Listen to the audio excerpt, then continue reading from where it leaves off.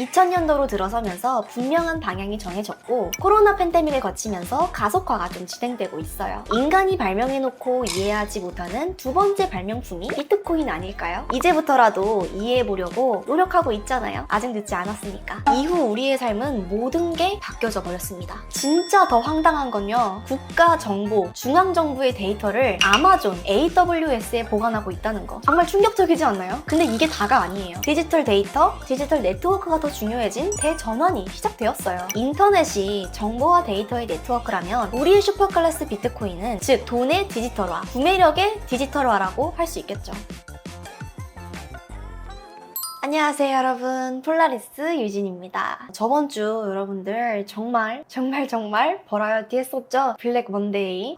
평소에 가격 확인이나 차트를 안 보는 저도 그날은 어쩔 수 없더라고요. 저도 사람이니까. 요즘 전반적인 자산 시장이 좀 분위기가 좋지는 않죠. 촬영일 기준 비트코인은 바이낸스 기준으로 약 한 60K 정도로 형성을 하고 있습니다. 자, 지난번에 이어서 오늘은 슈퍼클래스 비트코인 세 번째 시간 바로 들어가 볼게요. 자, 지난 시간에 비트코인을 이해하는 4가지 루트 중에 첫째, 바로 실체, 그리고 둘째는 가치에 대한 이야기를 했고요. 이제 세 번째 루트, 키워드는 바로 디지털입니다. 지금 우리의 문명, 바로 디지털 문명이죠. 이거를 저는 부인할 수 있는 사람은 이제 없을 것 같아요. 2000년도로 들어서면서 분명한 방향이 정해졌고 코로나 팬데믹을 거치면서 가속화가 좀 진행되고 있어요. 인터넷의 경우 1960년대 그 개념이 시작되어 1990년대에 들어서면서 WWW가 시작되었죠. 따져보면 지금은 인터넷 없는 세상을 저는 상상도 할 수 없지만 실제 역사는요, 한 30-40년 정도밖에 안 됩니다. 구글의 전 CEO죠. 에릭 슈밋이 이런 말을 했다고 해요. 인터넷은 인간이 발명해놓고도 이해하지 못하는 최초의 발명품이며 역사상 최대 규모의 무정부주의에 대한 실험이다.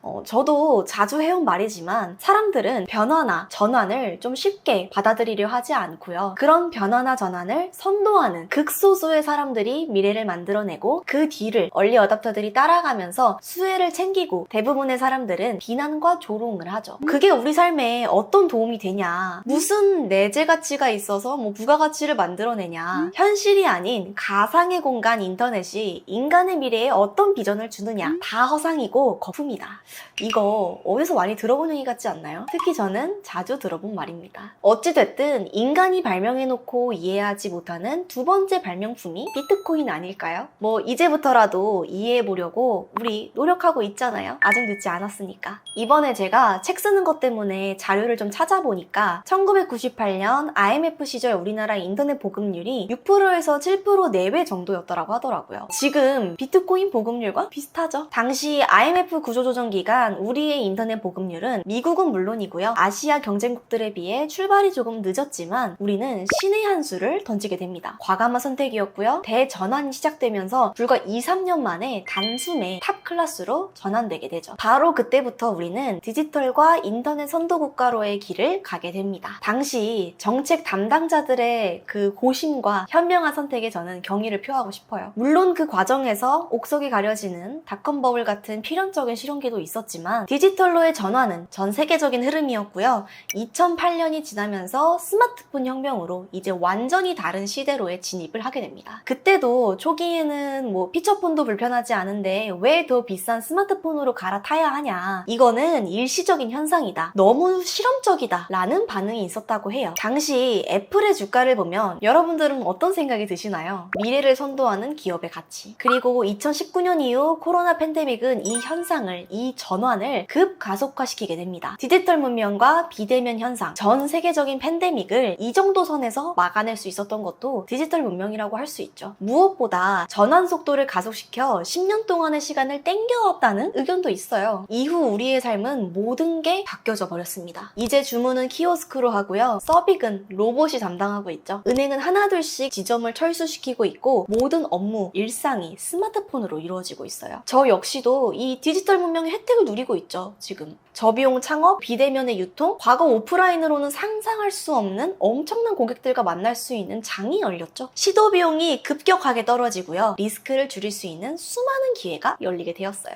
재택근무의 효율성이 확인되고 이커머스의 발달로 삶의 트렌드가 바뀌어 미국 경제의 또 하나의 뇌관인 바로 상업용 부동산의 공실률이 빠르게 오르고 있는 현상도 지금의 변화를 말해주고 있습니다. 핵심은 한 번 방향을 잡고 급가속이 진행되는 디지털로의 문명 전환은 이제 멈출 수가 없다. 생존을 위해선 받아들이고 최소한의 적응이 필요하다라고 할 수 있을 것 같은데요. 얼리 어댑터까지는 아니더라도 무엇이 더 유리한 선택인지는 좀 확고하게, 너무나도 명확하게 답이 나온 상황임은 분명해 보입니다. 아무리 심사가 꼬이고 모든 걸 비관적으로 바라보고 세상을 원망하고 싶어도 지금의 이 시대 현상, 우리의 문명, 우리의 삶의 모습을 부인할 수 있는 사람은 저는 없을 거라고 확신해요. 우리가 살고 있는 이 시대의 모습을 좀 더 구체적으로, 객관적으로 한번 살펴볼까요? 돈이 가장 솔직하기 때문에 가장 객관적일 수 있죠. 앞에서 언급했던 두 번째 키워드, 가치. 자, 사회적 합의이고요. 시장의 선택. 그 자체를 볼 수 있습니다. 자, 우리가 사고 팔고 거래하는 시장 가격의 총 합이죠. 1위, 금입니다. 디지털 시대에도 여전히 최강자예요. 불확실성의 시대, 법정화폐의 가치 하락을 방어해주는 피난처, 그리고 지정학이 대두되고 있고 미중 간 갈등의 도피처, 인간의 금을 향한 욕망. 아직은 금이 원탑이에요. 이것도 부인할 수 없는 현실이죠.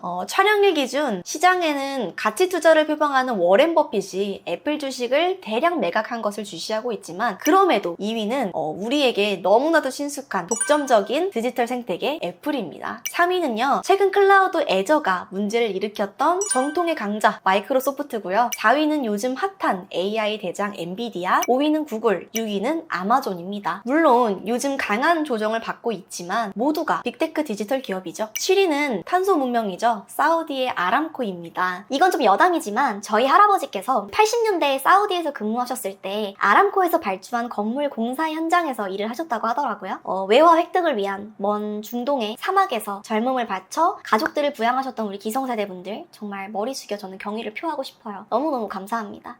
그분들의 노고 전 잊지 말아야 한다고 생각해요. 자, 8위는요, 인류의 세컨베스트 상품 자산, 전통의 은입니다. 9위는 중국, 인도의 인구보다 더 많은 유저를 보유한 전 지구적 SNS, 디지털 네트워크의 최강자 페이스북, 바로 메타고요. 그리고 10위, 15년의 짧은 역사를 가진 우리의 슈퍼클래스, 이 시간의 주인공, 최고의 가치 저장 수단인 비트코인입니다. 종합해보면 1위부터 10위까지 6개의 기업이 모두 디지털 기업이죠.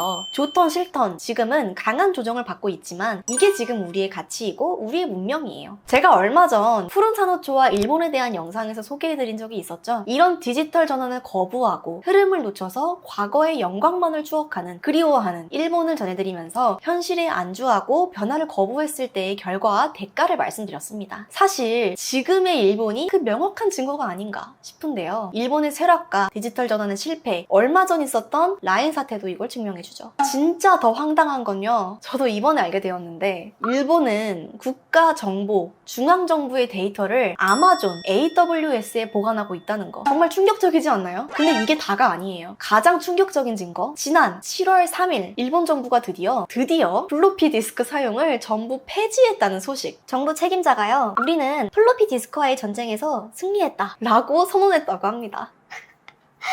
처리 속도는 제쳐두고요, 용량이 1.44MB인데 이 USB가 64기가거든요? 물론 일부 사례의 단면이지만 선도나 혁신까지는 아니더라도 선택과 적응의 오판이 가져올 수 있는 결과는 국가의 운명을 결정짓는다는 걸 가볍게 볼 수 없는 건 분명합니다. 과거에도 19세기 문명의 전환 시대, 우리와 일본, 선택과 적응의 오판 때문에 한 나라는 망국의 길을 갔고요, 한 나라는 패권국의 길을 갔고 수많은 사람들과 그 후손들도 고통받았던 역사, 우리는 잊지 말아야겠죠. 분명한 건 지금의 대변혁기, 디지털 전환기, 어떤 선택과 적응이 필요한지 국가나 개인 모두에게 너무나도 중요한 시점입니다. 기존 생산의 3요소, 토지, 노동, 자본 패러다임이 바뀌고 있고요. 디지털 데이터, 디지털 네트워크가 더 중요해진 대전환이 시작되었어요. 인터넷이 정보와 데이터의 네트워크라면 우리의 슈퍼클래스 비트코인은 이중지불을 방지한 가치의 네트워크입니다. 즉, 돈의 디지털화, 구매력의 디지털화라고 할 수 있겠죠. 저는 개인적으로 이제는 좀 알아보고 이해해보려고 노력해야 될 때라고 확신합니다. 아직은 늦지 않았으니까요.